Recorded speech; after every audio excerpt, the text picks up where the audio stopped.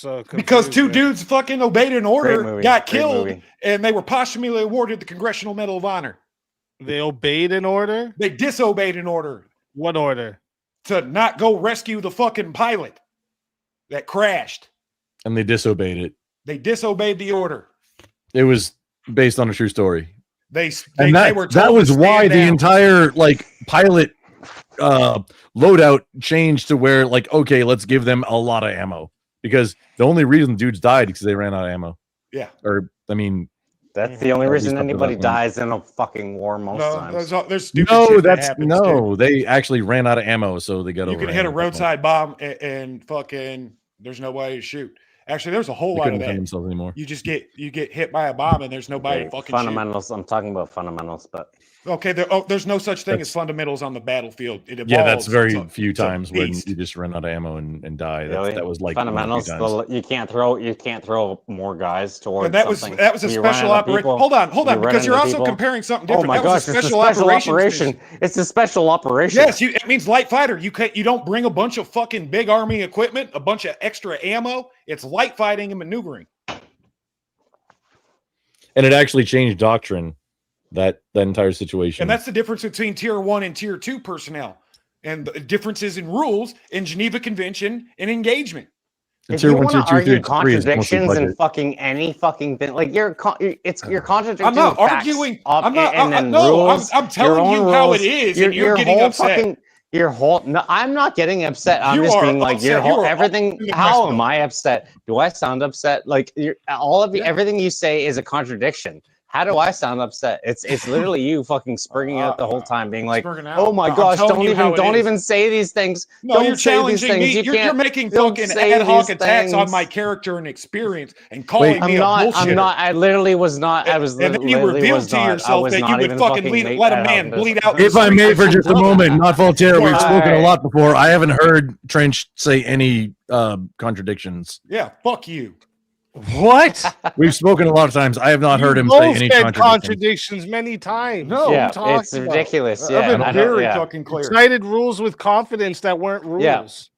Yeah, What are you exactly. talking about? They Hang were on. rules, This is- actually. Saying what your rules were on the ground is very different than what the Geneva Conventions are. But however, Exactly. You sent That's me the why I Geneva linked you to the Geneva Conventions to Conventions. show me that I was wrong. I can't. No, I didn't. I didn't can't give just you say a you were copy wrong. of a I just- verbal fucking command. because there was questions about what the Geneva Conventions say. That's why I linked it to you, so And- everybody could be on the same And page. the thing is, me and Rumpelstiltskin over That's the here, baseline. have a similar experience despite being in two different branches of the United States military. Well, That's I just great. want So to it sounds want to like- let you know also that you're the disobeyed orders to save them thing. This was a cute like movie add-in and shit, but that's not like the real story. You know Well, that, I right? actually met the real Nelson, and there was a lot more to the story. And Yeah, maybe but some they war were crimes. not told not to go in. There's no where's that I- recorded You, anywhere? you and And I now don't you're gonna have tell any me other way to prove Someone that. that was personally involved told you it, right? Yes, Okay. Nelson, This is crazy, dude. redheaded guy. There's nowhere that's Dude, I actually served there's under Colonel no- Steele. There's no verified record of helicopter pilots being ordered not to rescue them. You're telling me there's not a fucking record of a special operations mission that you have access to? No shit. Yeah, and they weren't told not to rescue them. The mission was to rescue them. So I don't know what you're talking about. How is two guys gonna fucking? It wasn't anyway. only two guys. That's a movie, bro. Okay. That's a movie. Yeah, I served Black under Hawk Colonel- Down is a fucking movie. It was served also under- a reality. Stories It was not also a nearly the reality, same. and you're getting mad at me because I served under Colonel Steele and I knew Sergeant Nelson. Dudes Fuck died. you. And the situation Cool, that Black bro. Hawk Down was based on is like dudes died. That Because yellow and it combat action updated- badge comes from the 101st Rakkasans. It updated doctrine. Fuck the you. whole situation. That's why You it know was what? that big a deal. No, fuck There's a you. movie Fuck about you. it. Fuck You know what you. the problem is? You know what the problem is? People who are less intelligent than some you. of the people on this panel, that they put you out into war, and you're going to justify that no matter fucking how much anything. Dude, I don't fucking comes justify to- it any way Yeah, that I are you have kidding me? justified You've been anything. justifying this whole fucking thing. You're That's just- You're justifying I've your justified it hypocrisy. under your You're fucking justifying hegemony. any morality. Whoa, back just up. What are we because justifying? No matter What are we it, no ma- justifying? it doesn't. It does not What are we fucking talking matter about? what. Are you fucking kidding me? The only thing What are I we said we do justifying? it What's for talking is to about? maintain the global hegemony, You guys have been motherfucker. You're welcome. You've been hypocritical the whole fucking time. You're justifying people who are more Yeah, what kind of retarded base is than that? people who can who make better arguments on this panel, on any panel. These are you guys did this through politicians. I mean, you guys are like, and you guys are like, yeah, you guys, you know what, we fucking did, we obeyed orders, we obeyed orders, and we're gonna justify that to the end of our fucking lives, and that nothing else matters. No, this is the problem.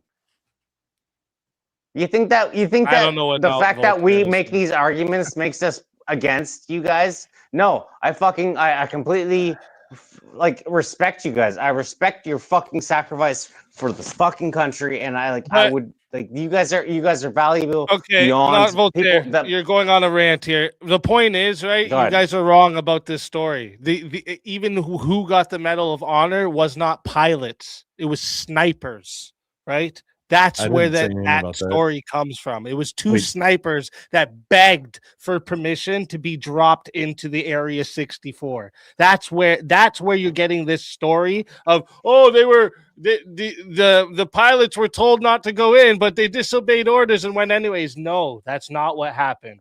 There was a trouble in getting the permission, and they finally got the permission to go, and that's why they got the Medal of Honor, because the two snipers willingly put themselves in a kill zone to protect the others. That's why they got the Medal of Honor. There was no disobeying orders by pilots flying into a fucking kill zone. That never happened.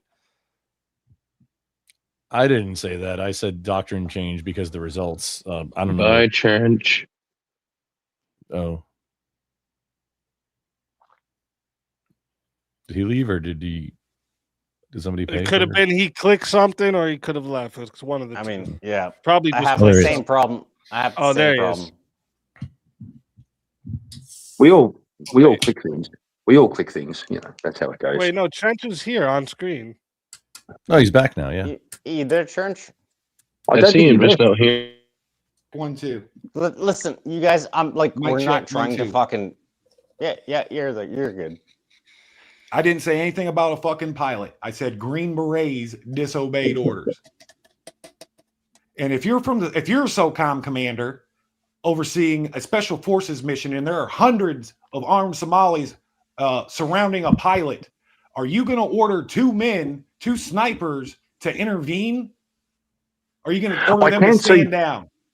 I can see a weird situation where, like, a commander might be saying, "We aren't going to go and save those boys. We're gonna retreat." And then some young gun goes, "No, fuck it. I'm fucking going in. I'm ready to I'm die. gonna go." Gang. I die for Hang this on, bro. shit. Hang on, bro. So he goes in. Now, in the aftermath, optically, the military has to court-martial him, but also on the same side, we all know he did a good thing. So, like, I can see how it's complicated. It's complicated, but it's very complicated. Did Dakota get fucking court-martialed? I mean, Dakota Meyer. Yeah. Is who I think you're talking about. Was he court-martialed? Because I'm pretty sure I heard in the story his command said, no one's saying go out there. Actually, don't go out there. And he went anyway. In the Army and the Marine Corps, we are brainwashed with all of these stories of guys who take that fucking step for their brother.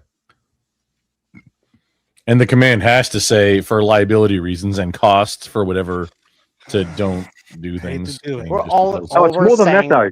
Surely it's more than that. Hold on. All right, boys, I gotta do something. I Hold need to do a correction here. Chicago, have you seen Black Hawk Down? They were told not to fucking land the helicopter. Speakeasy's trying to talk. Voltaire, Speakeasy's trying to talk. you're the one talking over the video. Stop talking. My bad, brother. Okay, so there will be public outcry if you don't. Literally everybody. Chicago, have you seen Black Hawk Down? They were told not to fucking land the helicopter. Shakur and fucking Gordon, two fucking green. You said they were told not to land the helicopter, and then you started talking about the Green Berets. Okay. So who's told not to land the helicopter? The Green Berets that aren't flying the helicopter? That's the story I got, that they weren't told the fucking... But that would be to the pilots, right? Yeah. So then I'm not mistaken by thinking guess. you're talking about the pilots, right? I guess. Okay. Damn, bro. But they don't get no Congressional Medal of Honor. You guys are acting like I'm trying to get gotchas. I'm sticking to the facts of shit Okay. I'm not. I've read about I don't think the laws. I don't think they were court-martialed. If they were told not to insert these guys. Yeah, all I'm saying is that you guys you're No, completely justified they weren't even not told to go. There was an issue getting the permission because they were scared to send these guys into a fucking air. If I'm a commander of a helicopter, I'm probably questioning dropping these guys off myself. Someone's got to give me. If I'm flying a helicopter, to obey orders. Somebody's got to fucking tell me to land the fucking helicopter and let these guys get the fuck out. I don't even care if they give me a gray order, like, oh, do what you want. Monday morning quarterbacking is such a great thing. No, I'm saying I don't know what that means. Services. It means war's hell. And we could woulda, coulda, shoulda from our angle and position. All I know is I served under Colonel Steele. I've met Sergeant Nelson. They don't like talking about Mogadishu that much. So anytime you get a fucking war story from them, it's sacrosanct. And all I'm trying to say is I appreciate I respect your service. I really do. And grump. Whatever. Really keep paying your taxes if you're an American. Well, no. Well, I do. All I'm saying is that there can be a critique. There can be a critique they thank me of the with fucking compensation with a comp and pen number. No, I'm not gonna listen. I can what? I can appreciate your fucking service, but I can also argue against you. Same with Speakeasy. Any of us here, we can also be like, you're fucking full of shit and certain shit. Just take the fucking compliment. God damn! You guys are not better than everybody else. I don't want no even though that's you guys. Yeah, that exactly. Not Voltaire, thank you. He can take it. Grumple, seriously. Fuck your compliment. Grumple, I'm not good at taking compliments, but thank you. Yeah. I'm not. I don't mean to compliment. I'm just saying you guys. Oh, a minute ago, you were completely questioning my fucking whole universe and experiences. Like I'm the fucking bad guy for following. I had Trent. Hold up, Trench. Just breathe, couple deep breaths with me, buddy. Just let's take it down from 11, okay?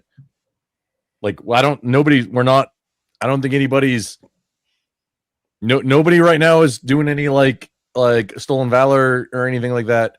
It's all just conversations right now. It's not a Minar panel. It's just what the fuck is wrong with that dude? By the way, but okay, he's him. Then I'm sorry. Just it's called narcissistic personality disorder. Yeah. Sorry. So I mean, that's a 12. There's certain things that trigger me, and I'm sorry. Yeah, I understand that kind of shit, man. Every single one of my cousins was in the military, and they tell me horrifying stuff. I'm glad you did what you did. Well, we're not talking about the horrifying stuff. I'm talking about just the nature of the beast. This whole, it's kind of like a mind fuck game. What it does is it conditions you for following orders.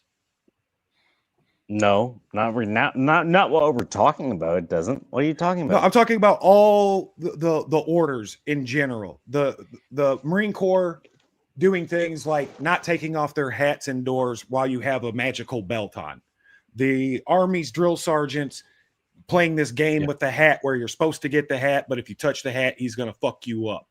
The apparently you can't shoot somebody. You can shoot them with the 50 cal, but from my position, we could always shoot them with the 50 cal if we engage the equipment. Yeah, that's how it. Yep, that's how it was. We're not questioning that at all. I don't understand. But that's the whole point. I've been standing on all this whole time, literally, and I've tried to stay on that point. Grumple has watched me. I've tried to keep Grumple at that point. We've been trying to battle buddy. Can you please? Each other just give us your best argument, why you are doing what you're doing, why you're talking the way that you're talking. Just is it This is the. I mean, somewhere in there, putting there's a the question. best foot forward. What? Well, what's the question, Voltaire? Not Voltaire. Why should I? He said there's a question. I'm not putting What are you forward. I'm not putting. Okay, all right. The question is, I guess, is that you're putting all this strength justifiably towards something, right? Like that's who you are. You've maxed out enough on what that. I'm articulating is there's this weird Hold gray on, area in warfare and war Let crimes. me ask the question, and then like you put this all like I'm literally not downing on you. You put all this out there, right? And then when people critique it, when people show that you might have another way of looking at things other than just complete compliance towards. I mean, what other way am I supposed to look at it? Hang on. Hang on. Where's the question? If I may ask for a pause real quick. Yeah, what you just said is like, hey, you're asking for, hey, there may be another way you might look at it, versus he was telling something that happened to him, not that he was looking for any other way of looking at it. Like this was a thing that happened to him. Just as I've been talking about stories about things that happened to me or that I participated in, same as he did. It's not that we're like actually, it wasn't actually debating, like that wasn't on the table, debating about, hey, what we're talking about, that what we're not debating that. This is shit that actually happened. It was, yes, but hey, what grumple, but you know that when we're asking certain things, you understand that we're actually asking questions. When we're asking real questions through fucking another like a different. I understand aspect, it's anecdotal. You're like, hey, That's yes. Yeah. But if you don't want to, if you don't have the anecdotal, if you don't want to have the anecdotal experience, then like, okay, let's not talk about it then. Yeah, but remember, you had both mentioned. You had both mentioned. I want to see the person who told me they got clearance to shoot somebody in the air with a 50 cal, and I've never seen that since 1986. Everybody's had clearance. That is not clearance. That is not clearance. That is like the Geneva Convention. That is not clearance on a local dude. That's not speak. You can get up and get frustrated all you want. That's not how orders work on the ground. Yeah. That's just not how it works, dude. That's not how the military works. And this is why it's hard. It is. I'm sorry, dude. Like, speak. I get it.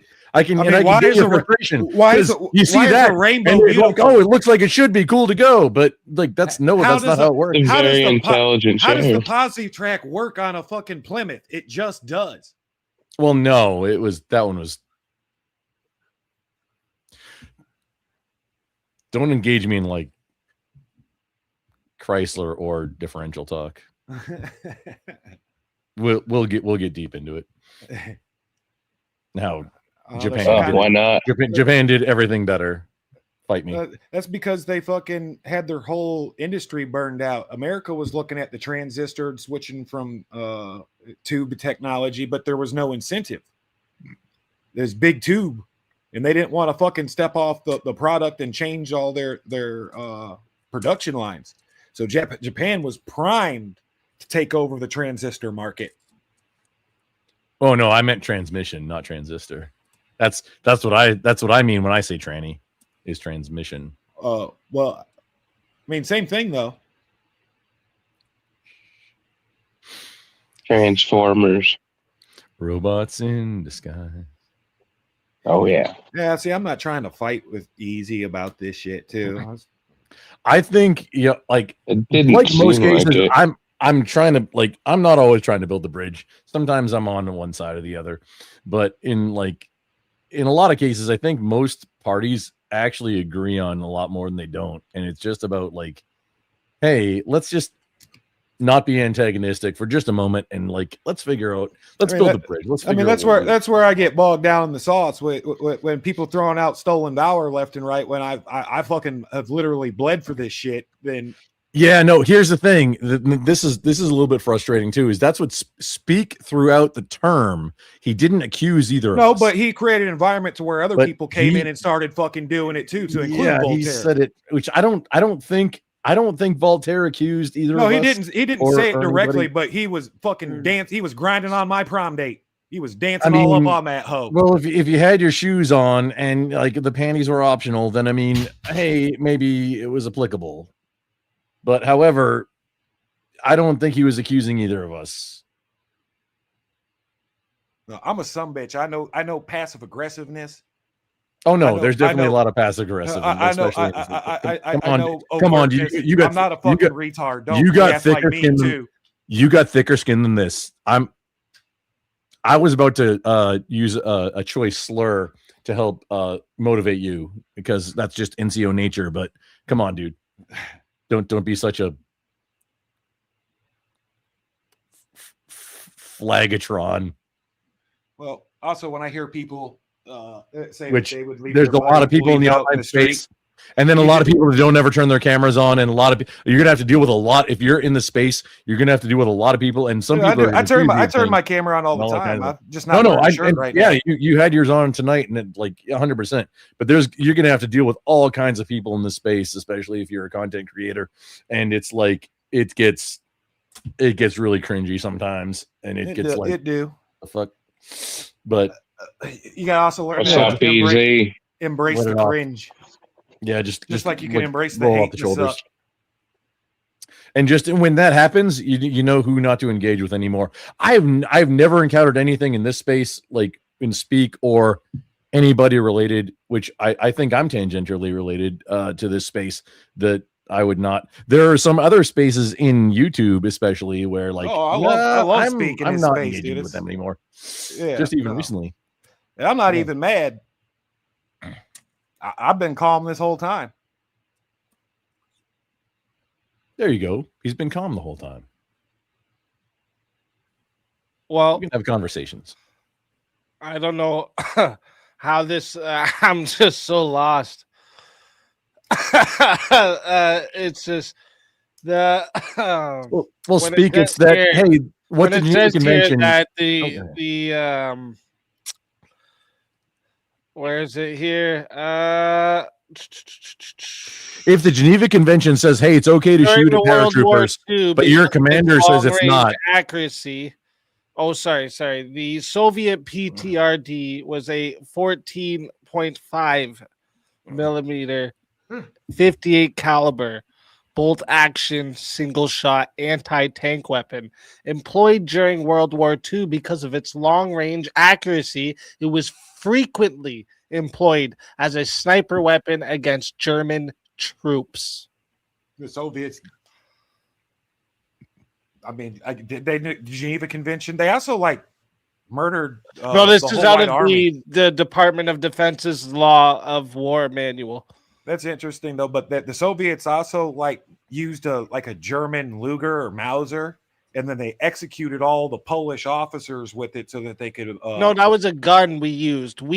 So that they could blame Americans used that these gun. executions on them. Oh yeah, we're okay.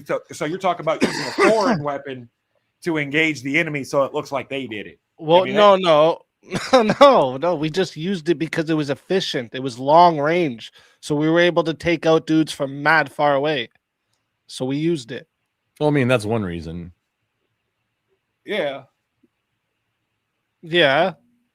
I don't even know what you're talking about right now. But however, using the Because of enemy's you equipment said is 50 caliber was not allowed to be used on people, and you said when I said I've showed you that there was clearance since 1986, something that would be you said that's not inhumane. clearance. So we But had why was it frequently used if they weren't clear? So to we use? had a replacement commander Wait, hang on. mid deployment. Trent, we had just- trunks full of AK-47s. As soon as this new guy came in, he made sure every single AK-47 was taken out of the trunks of our Humvers. Humvees. And Speak, to answer your question, the actual Geneva answer is because of inhumane. That's like the That's thing not that I mentioned linked in it. the articles anywhere. Well, it is in the one that I said. I think it's number 3.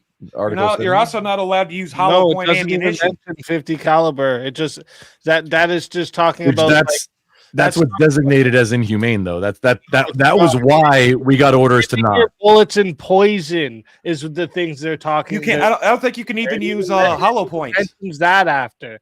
No, that but type of shit.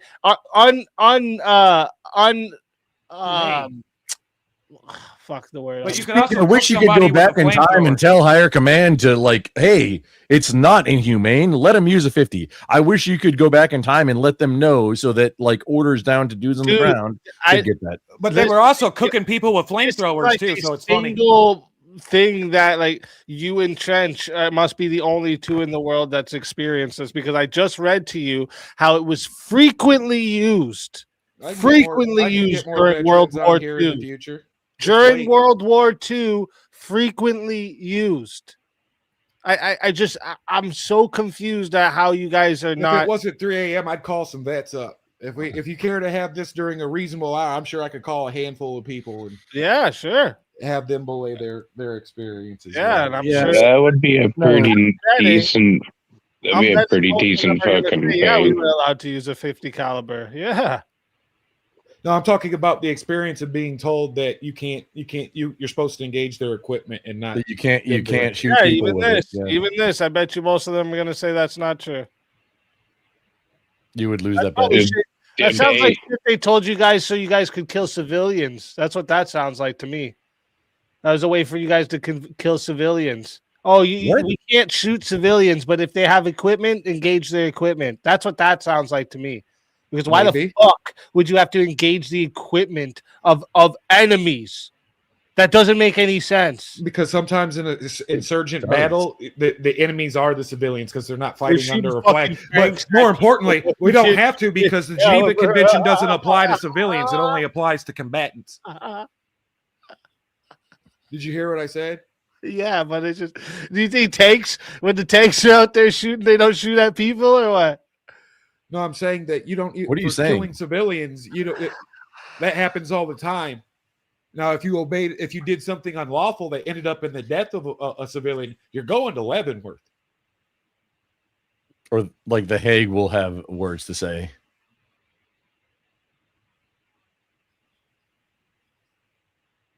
But civilians get shot all the time. Government do that was the predominant of the enemy combatant was civilians. Yeah, again, I don't know, man. And remember, you guys said too it would be a war crime. That's another thing. Wait, hang on. What did you say we said? You said it would be a war crime if we did that. So shot a paratrooper or I don't being wait, dropped. Did in. I mean, that's what did I say that? Did I say that? I probably said it. Oh, okay. Because I said, maybe I believe fucking saw them in half, and you were like, no, that would be a war crime. But you could saw them in half shooting their equipment, and that would be kosher. Yeah. No, you don't have to. At least when I was active duty, 100%, I thought it would be a war crime to. I thought it was a war crime. That's what I was told. It's like you guys look at the command you had as like the end all be all for the. Did you hear what you just said? That's exactly what it was. But did you? Wow. That's the wild. Oh, really? Yes, because the command. So then, when I say to you, then stop saying the unlawful order bullshit. Then that's kind of the catch-22. No, there's no catch. It's you're fully in command, or there is things that you can fucking say no to. Like you can't rape somebody. You can't play this pick and choose shit.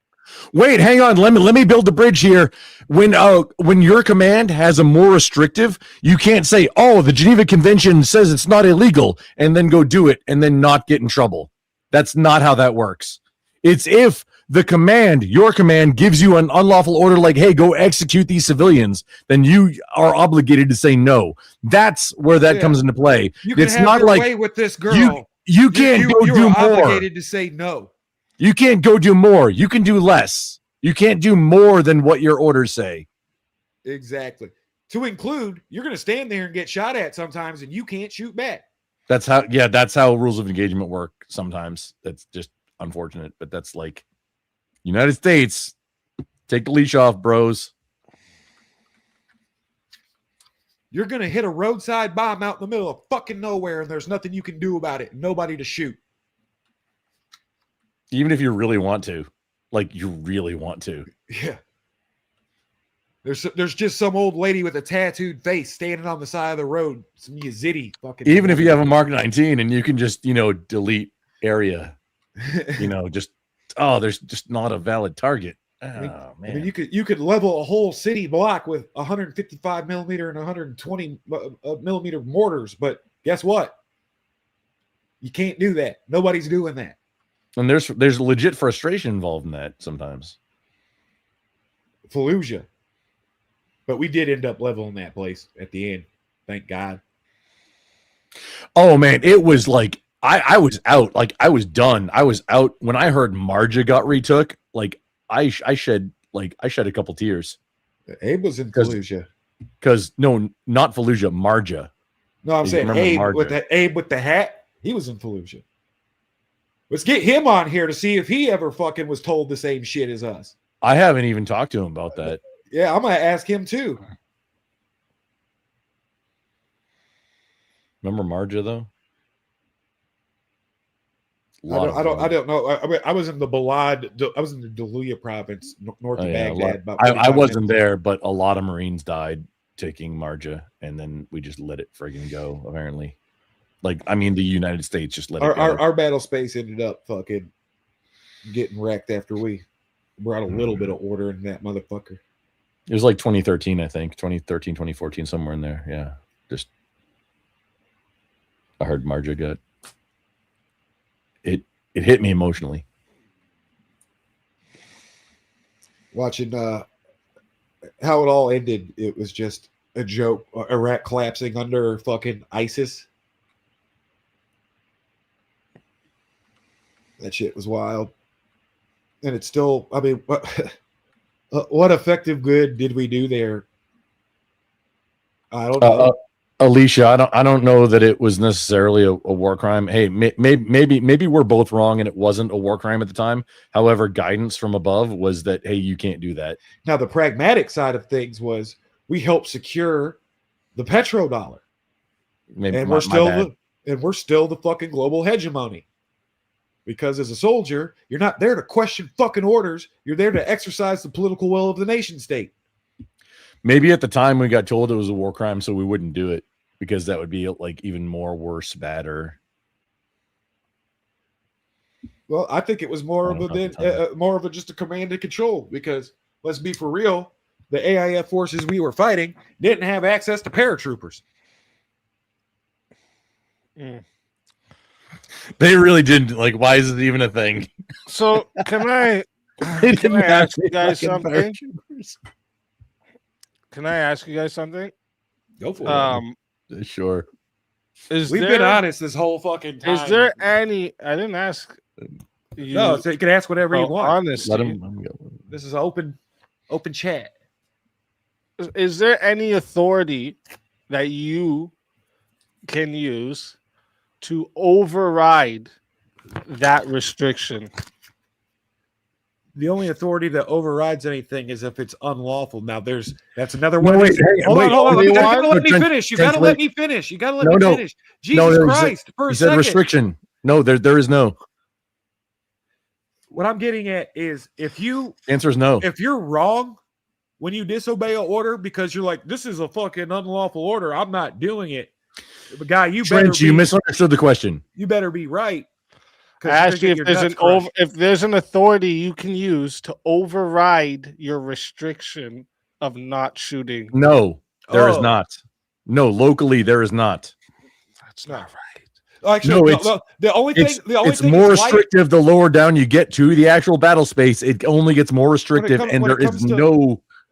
There's no. When it comes to firing your weapon, it comes down to, is there an imminent threat? Like if our orders are don't shoot back. Hold on. If our orders are don't shoot back, and all of a sudden somebody gets fucking shot, as long as there's not some kind of major maneuver hazard or like I don't know, a nuke on the ground somewhere where we can't discharge firearms, then I'm going to be judged by 12 over buried by 6.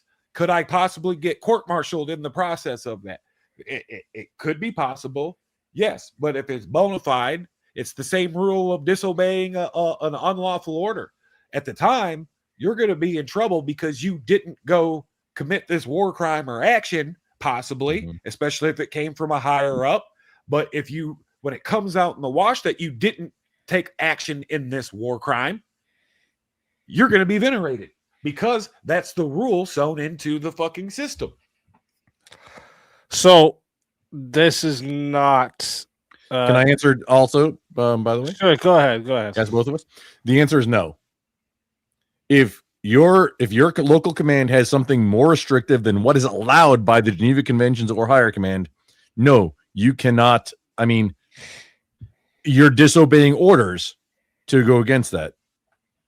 And that is not justifiable under the UCMJ to do something outside of that, to go engage something, to go like in our example, which there isn't, that doesn't happen. Engage like paratroopers, that doesn't happen. But to go and engage them outside of authorization, no, there's that is a Marine that went haywire. Hey, I'm talking, Trent. Shut the fuck up. Yeah.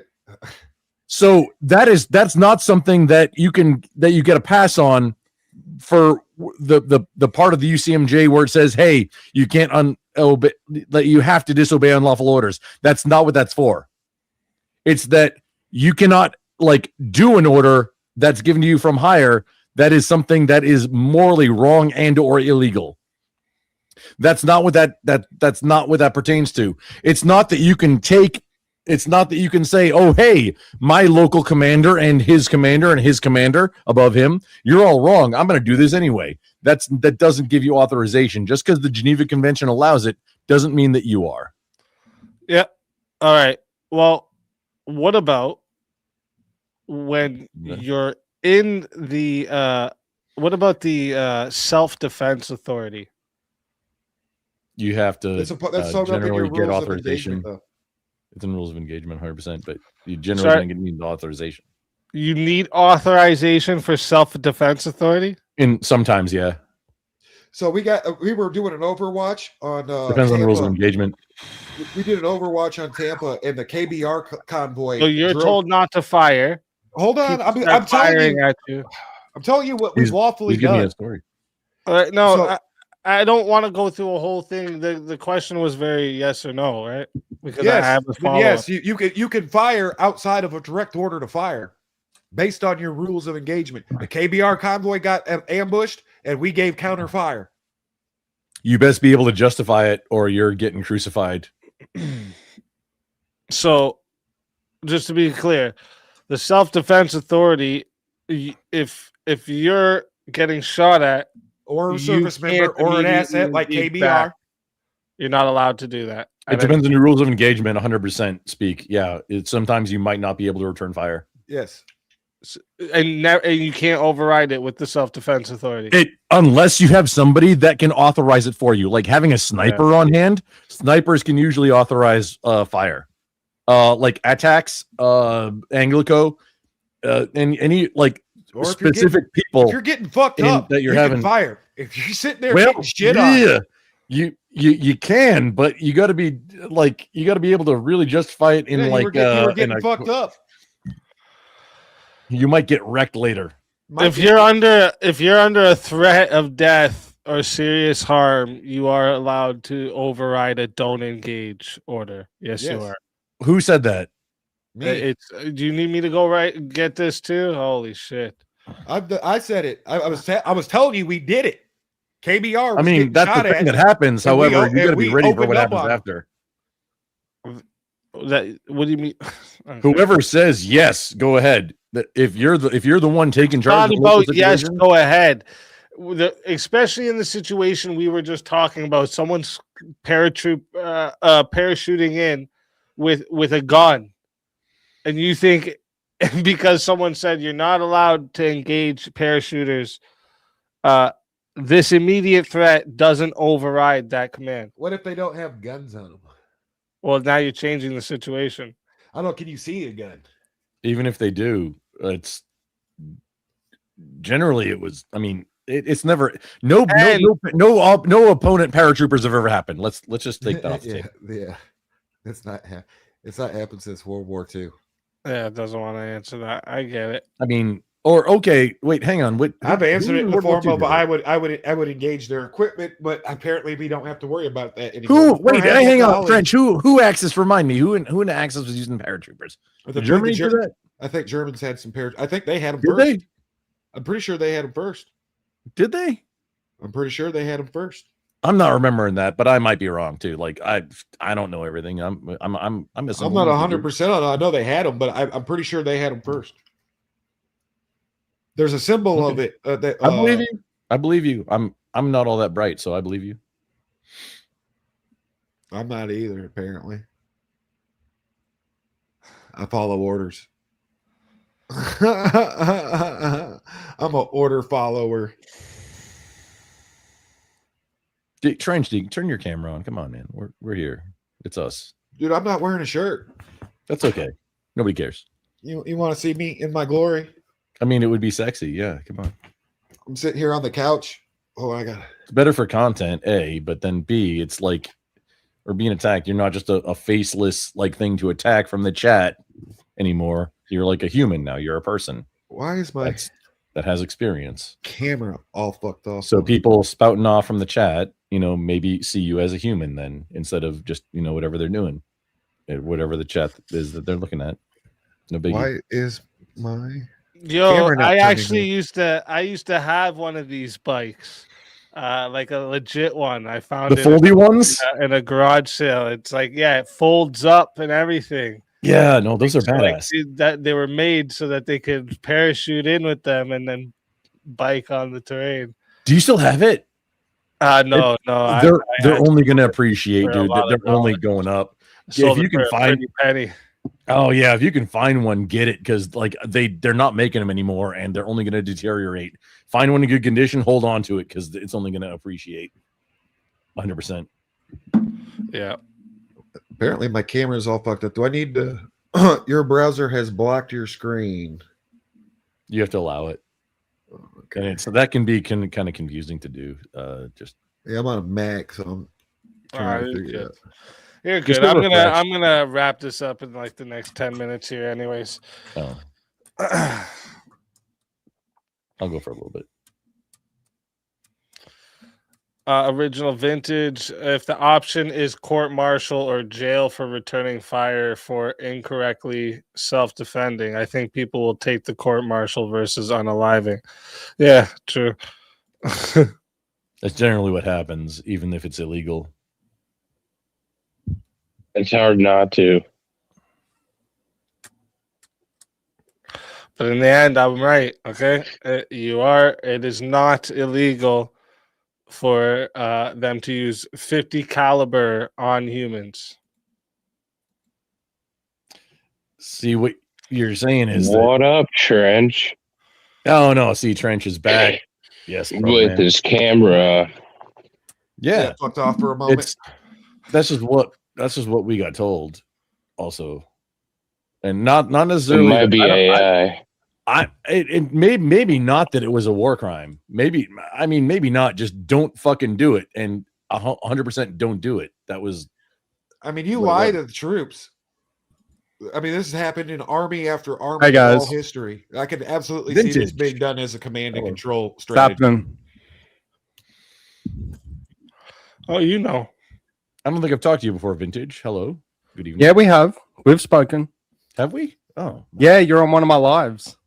We were talking. No, we have, because we were talking about, I'm just technically about racist. I probably guns, forgot. and and it was like, hey, I actually don't need to walk around my town with a weapon, and you're like, but I do, and the way you said that was like, he's always strapped, Dude, I got like 4 guns. Dude, I live in the trap of Kansas City. If you don't have a fucking gun, I'm not in the US. I know Texas is the best country, but no. Yeah, no, we talked about that too. I'm sorry, Vin. Yeah, no, I'm just. You're right. It's okay. No, I'm sorry. My bad.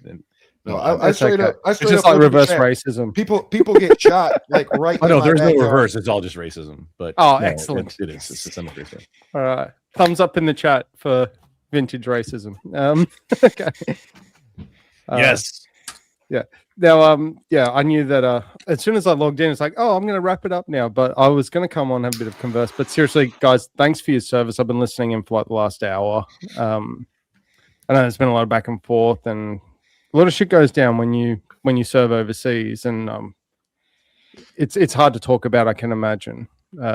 I couldn't serve on a battlefield. I'll be straight up. I ain't a soldier, but I have the utmost respect for people that do, because it's a massive sacrifice. So that was just my quick 2 cents in the middle of it.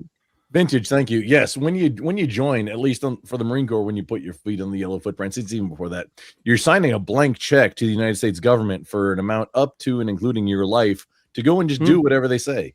I think that's true of most militaries in the world. So in Australia, for example, like I've got my cousin, I've got family that have served, I've got friends that have served. It's the same thing. You are signing up to that. How bad were the emus?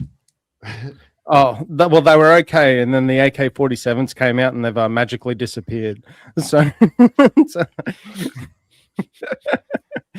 no, you're actually, okay. it's really the kangaroos, and so every time I see kangaroo on the shelf at the supermarket, I'm just like, we did that shit.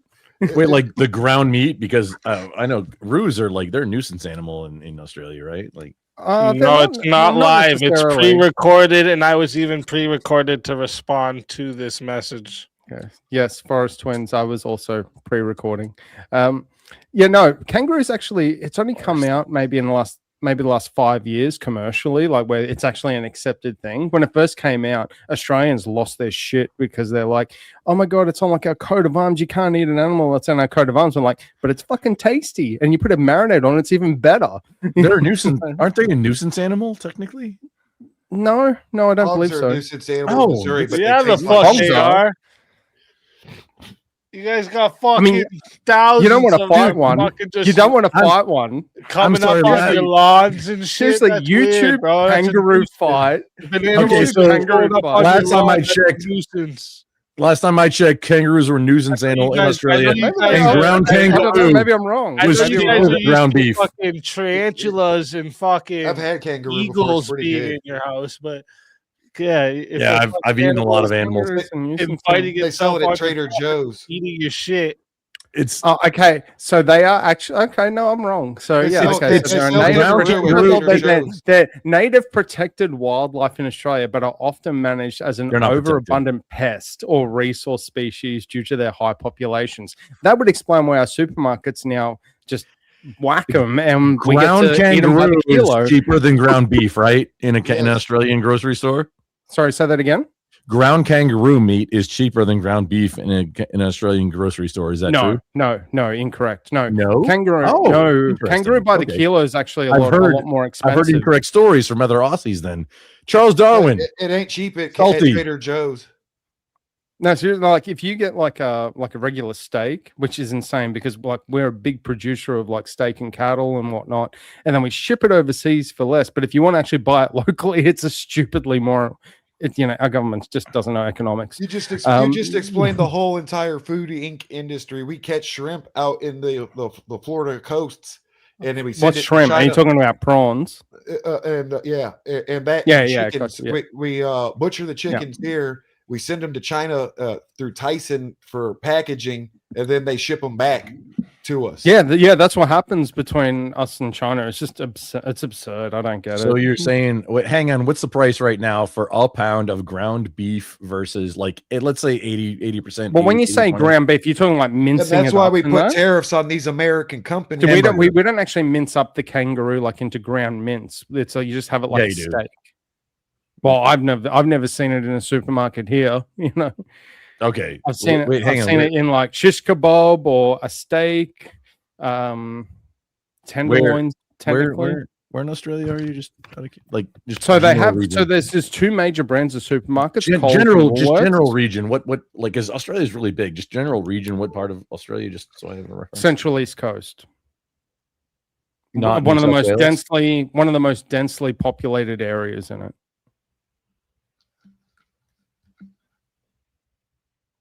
I'm serious. You're a tremendous cunt. What's that? You're a tremendous cunt. Unless I I see love you, too. Thank you, unless I man. see you riding a fucking For someone that doesn't remember kangaroo. me after we had like probably a half-hour conversation, that's like the nicest thing anyone said to me all day. Maybe it's because of my job, but Well, that's Grumpy. No, Skills I meant it Forte. nice in an aggressive way. That's how I do. I know you did. No, I know. That's I how knew do nice exactly things. what you were doing there. And I appreciate it.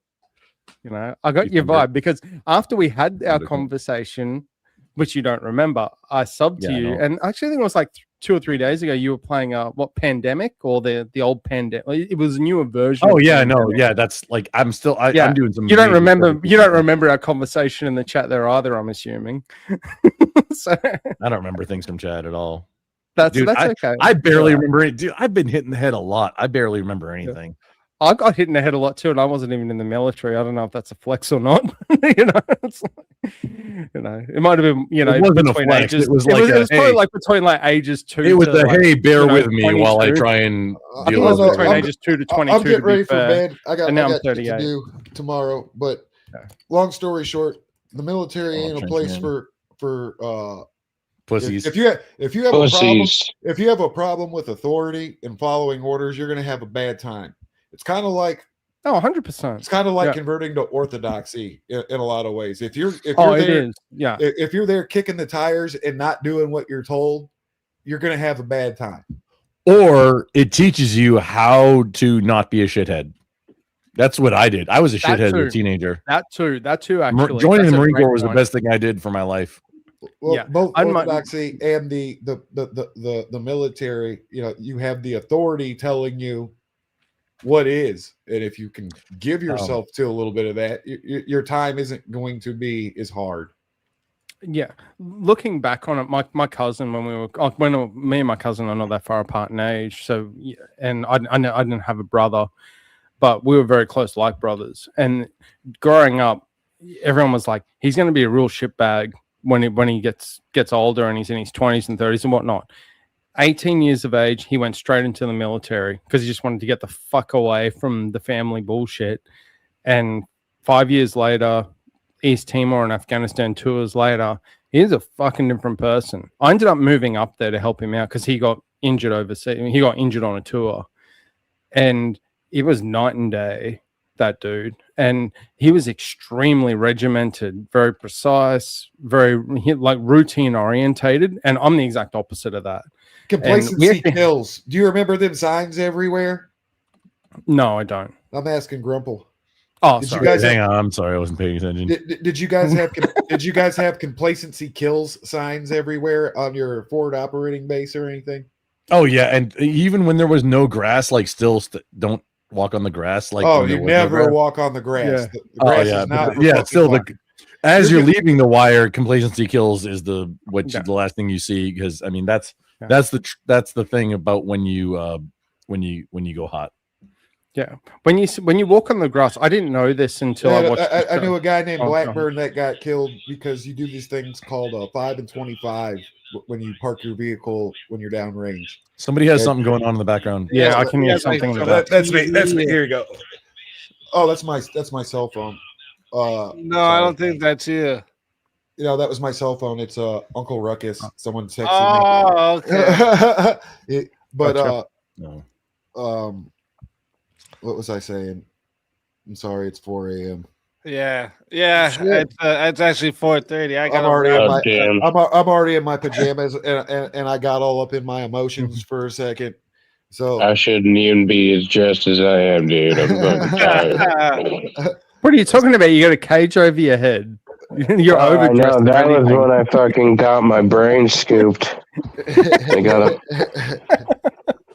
I have epilepsy. But you know, Okay. rules. It's not a Salvador Dali or no, it's not Salvador Dali. It's Only one pretty here. Pablo Picasso says, "Learn all the rules, then you can break them like an artist." That's not the mentality of the military. The mentality of the military is don't even think about questioning the rules. I swear I disagree because you guys already engaged earlier with disobeying rules. There's an unwritten rule of you're gonna die for your battle buddy. Wait, hang on. It depends on what not it is. that one. I was talking Yeah, about like I if was your gonna order say was like it's Wait, second your thing. order It's was different. like go blow up this hospital or go rape these combatants. No, we couldn't blow up hospitals. We couldn't. There was that's like, illegal. They would No, run into mosques, and I'll we couldn't tell you attack why mosques. it's not different, because this is why your statement can't be that you take command no matter what, because that's not true. You guys know this. You're not you going to can't take command unless somebody above you's dead. And can't command. No, or but is if they told you when you get these combatants, you're gonna rape the women, you're not gonna be like, that's oh, an unlawful order. Speak that. This is what I said that's earlier. what You I'm can't saying. do more. Right? I think you're know both it's an 50% unlawful order. right. That's why I'm saying you don't just blindly follow the command. I think you're both things that they 50% may right. say for you to do that, you're not going to do. Yeah, I think you're both If they have 50% you, right. if you guys have a prisoner of war and they tell you to starve them, are you gonna do it? You can't. Depends how brainwashed they are. That's not. That wasn't the argument. They have tier your one point is personnel absolutely wrong and shouldn't interrogating happen. I'm not saying that should happen, by the way. I'm just And that's like, where the waterboarding happens. But tier one personnel that aren't bound by the same rules of Geneva Convention as a regular soldier. that's another story. No. See, this is You guys are going. You guys. But I I'm don't know trying to why- I say you guys. different- I said an entirely different thing from him. I'm trying to I said articulate different that's tiers not of what happens. orders and the nature of how they're broken or why they're broken. Like if someone's like, no, don't leave the wire, and your brother's out there getting teed off on out in the wire, I mean, you're kind of the piece of shit for not picking up your rifle and going out there and help and being a part of the Even operation. though you to were go get 'em. commanded not to. See, Yes. this is what I mean. You pick and choose. It's schizophrenic. You No, pick it's a and choose schizophrenic thing. when it's okay to disobey the order. There's scenarios. Which Okay, that's but you have exactly me- what the UCMJ. Then just admit, yes, you don't always blindly follow the commands. Okay, then. Why is it so That hard wasn't- to say that? no, when no. you're giving me example after example when you're not going to Speak, yes. follow a command. Speak, yes. No, not always blindly follow a command. Yes, yes. I don't think Trench is disagreeing. Yeah. No, it's actually against the UCMJ to blindly follow commands. That exactly is all I've been saying. So you guys, There we go. I don't know why. Hey, we're all on the same page. Huzzah. It's like we're pulling teeth. Like I'm saying, there's orders that you can be given that it's the right thing to do to fucking not obey the command. And a Say step further, command those not rule, with you that, when that these rule assholes are is parachuting, and you're like, "Yo, we got 4 guys parachuting in." Right? He's like, "Oh, just let them land before you engage." And then as they're I never said parachuting that. in, they're dropping shit. You don't know what they're dropping, but you just see them start dropping shit. And then you say, "Hey, they're dropping shit now. This could get civilians might be at risk." No order comes back because of comms. You think it's wrong for you to engage on this? No, it would make sense. You're Yeah. protecting life. That's what you're supposed to do.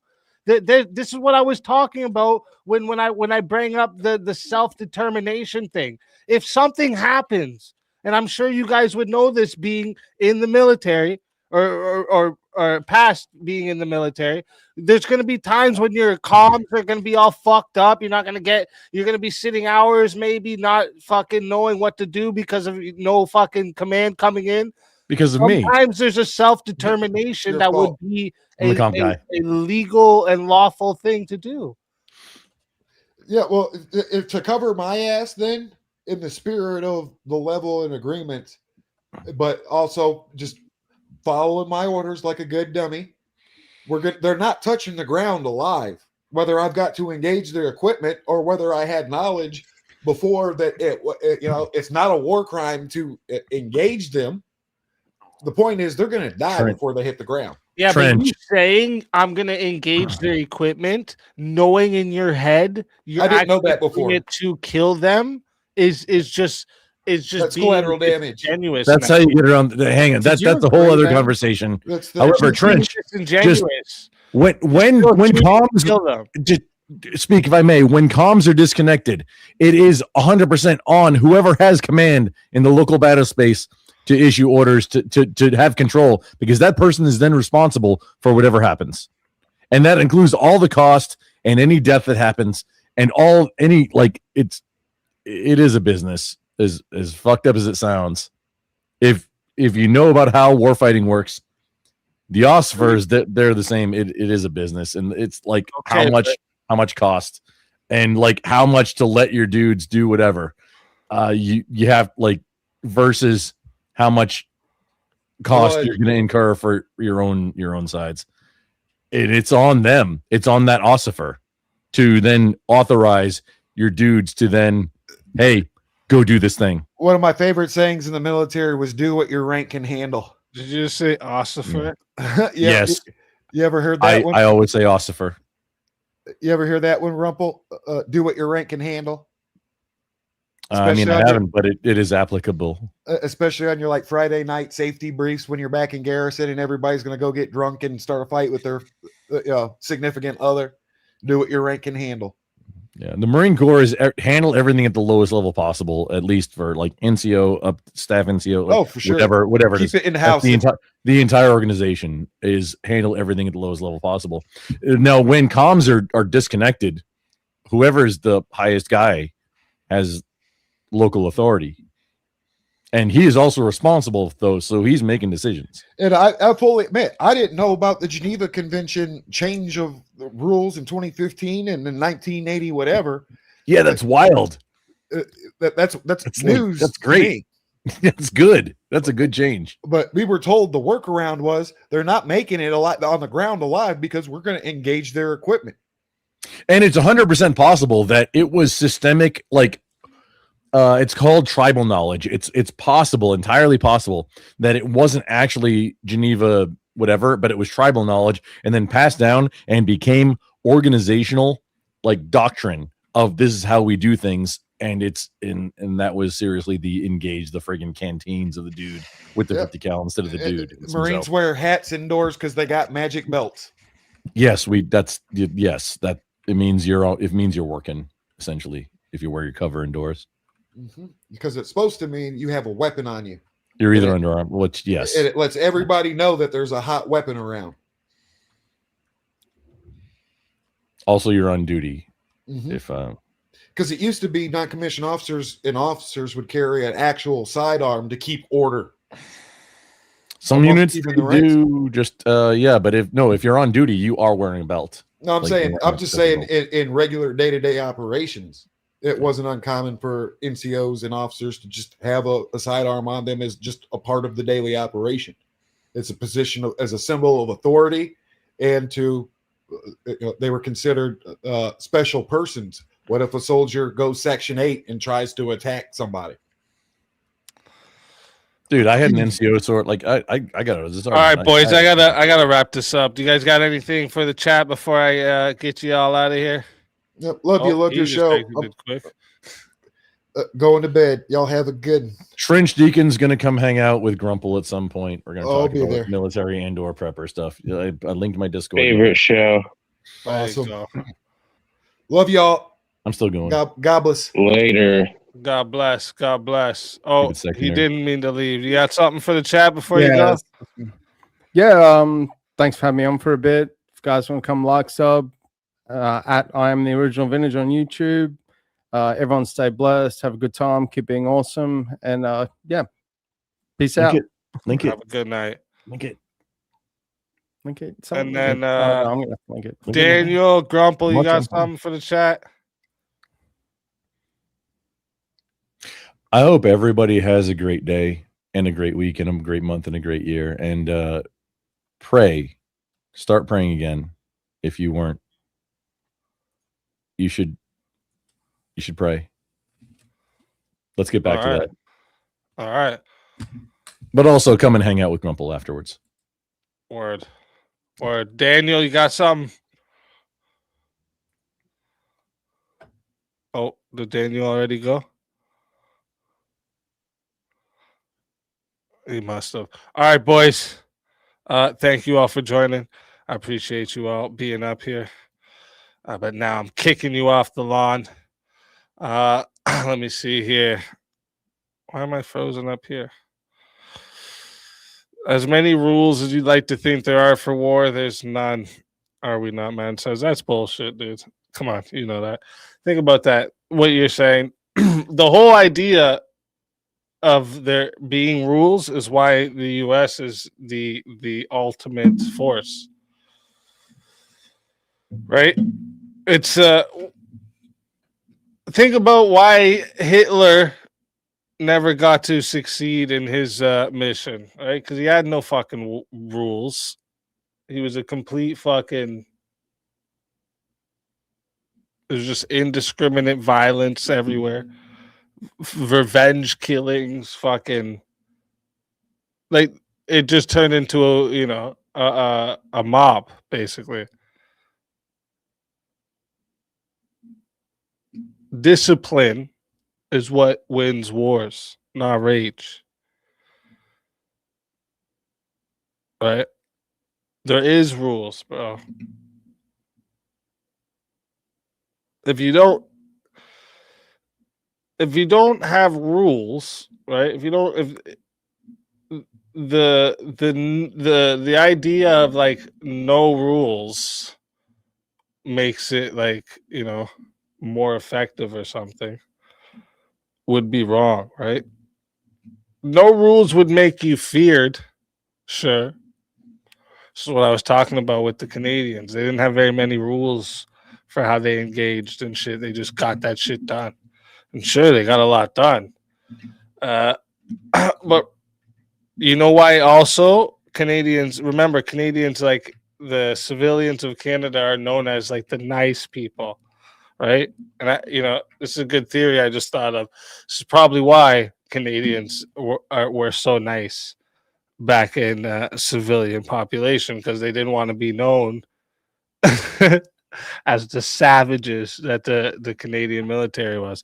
But what I was getting here to is, no rules will make you feared, but when you actually have rules and you actually have discipline and this type of shit not only earns you respect but support. And when it comes to war, it requires alliances, long-term stabilities. Discipline is a huge factor, right? You would just create this. Imagine no rules within the military. You just create a chaos, dude. Chaos. It doesn't. And you would actually think about this too. The most respected country, as much as some people think they aren't, you'd have to be a fool to think all these other countries adopted the American ways, and it's not the most respected country in the world. And this is why it would win all the time, because it's the most respected. It's not because it's the most feared. People think that's what it is, but that's listen. A a good line is from a video game actually. That I heard this. A beaten dog will fear you, but the moment you turn your back, it's going to bite. You understand? So this chaos and having no rules when it comes to war, yeah, it works till it doesn't. And this is why it's important for us to engage in war with rules. All right. Massive L easy is ought for 3 hours. What the fuck does that even mean? Have you been listening?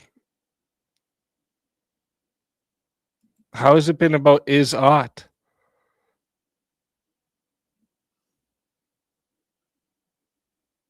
Oh man, you'd probably need a whole paragraph to even explain what you mean. Best war game is Metal Gear. I haven't played those in a long time, but the early ones were great. I like those like strategic military games.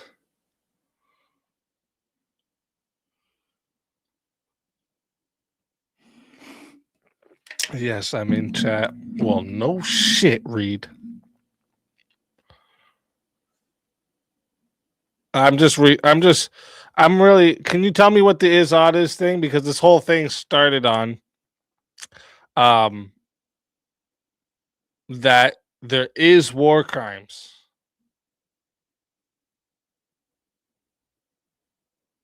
And then I ask, are you allowed to do this? Are you allowed to do that? But then when the mention of shooting down a parachuter with a gun floating into your territory, I was told this was a war crime.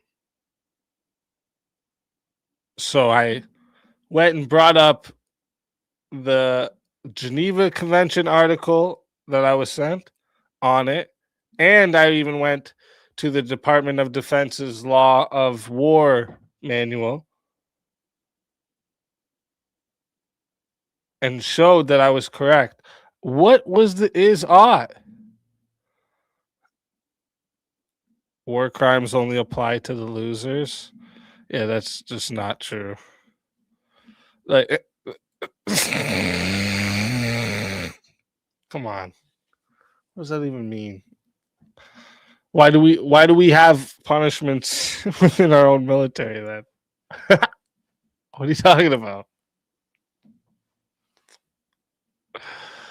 Are we not, man? What are you talking about? We punish our own for war crimes. What do you mean?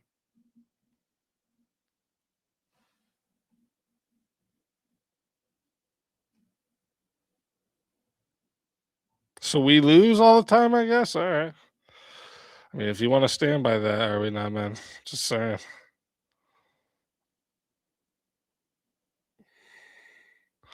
War crimes are preference plus force based on the culture.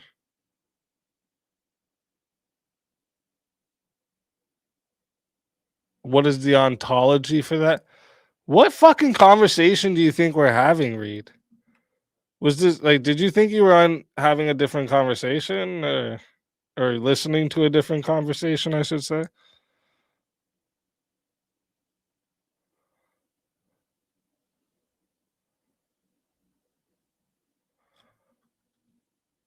I mean, in the end, they conceded that I was right about the law. So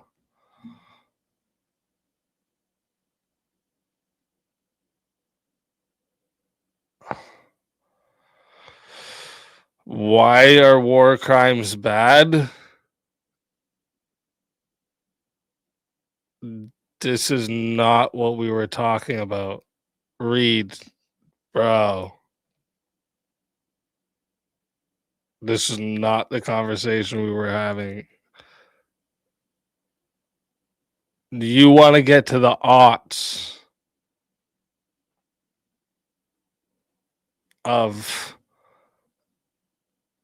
what should be allowed and what should be considered a war crime, I guess? Okay.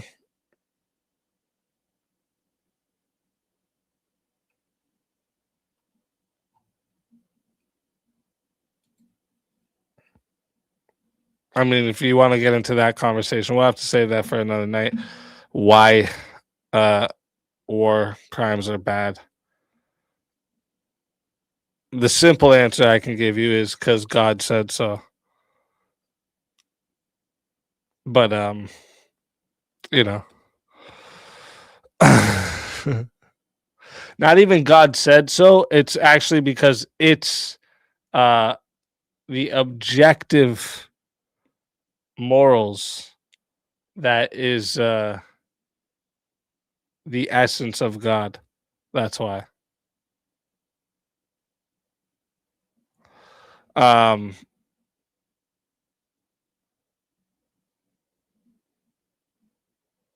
yeah, anyways.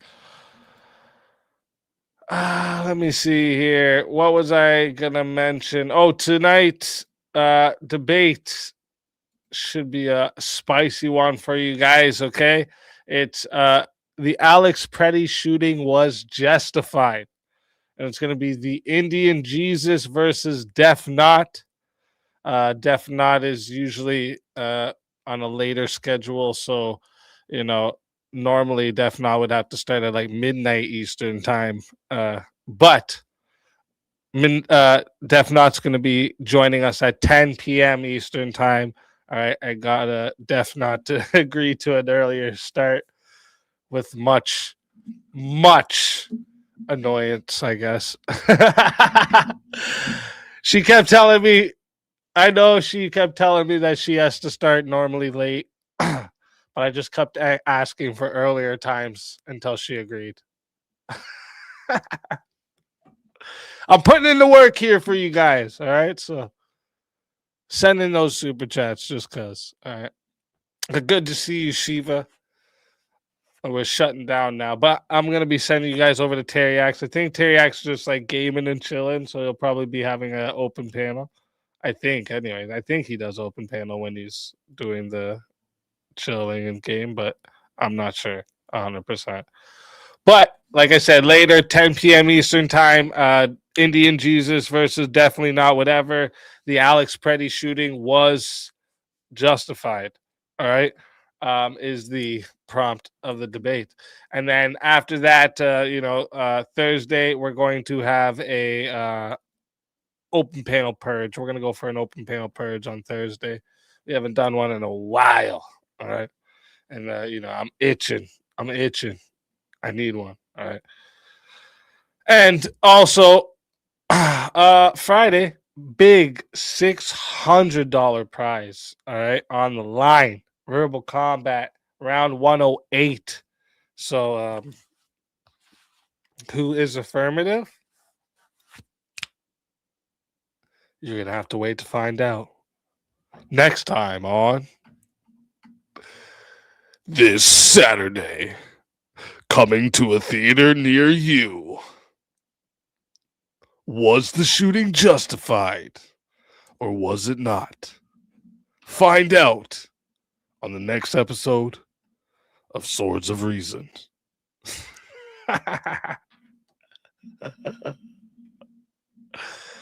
Saturday just sounds better because it's got the 3 syllables, so it sounds more oomph. This Saturday.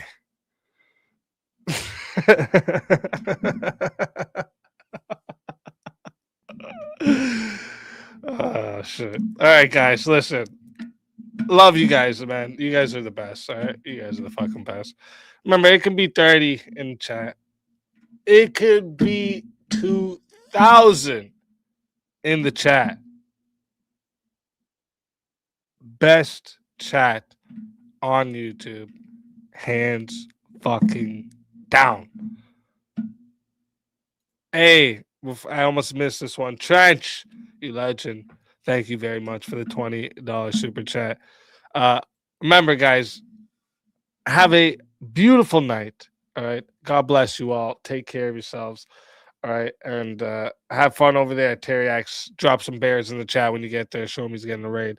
And, for now. This is Sparta! Spartans! What is your profession?